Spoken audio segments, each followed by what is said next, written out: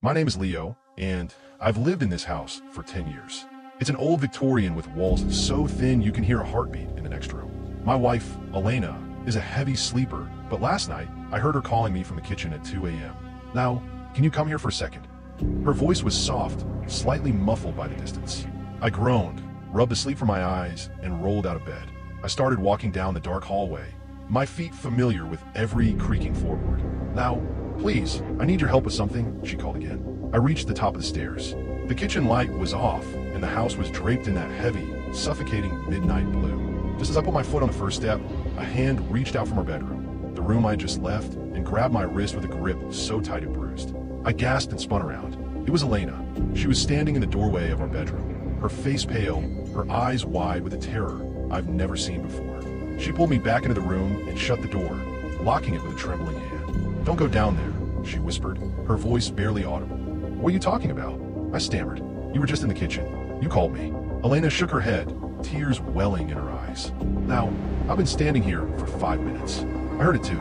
My heart stopped. If she was here, then who, or what, was in the kitchen?" Suddenly, the voice came again, but this time it was right outside our bedroom. It sounded exactly like Elena. The same pitch, the same inflection, but there was a slight, mechanical buzz behind the words. "Now, why did you go back inside?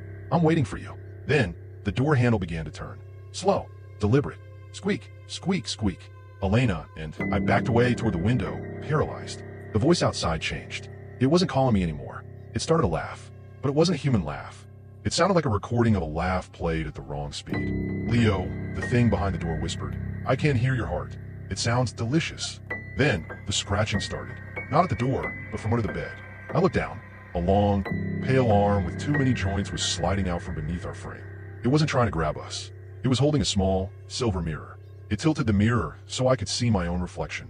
In the reflection, I wasn't standing next to Elena. I was standing alone, and Elena was standing behind me, her jaw unhinging, her skin stretching thin like plastic as she reached for the back of my head. I turned to look at the woman next to me, the one I thought was my wife. She smiled. It was the most beautiful, perfect smile I'd ever seen. "I told you not to go down there, Leo," she said in my own voice. "It's much easier to catch you up here."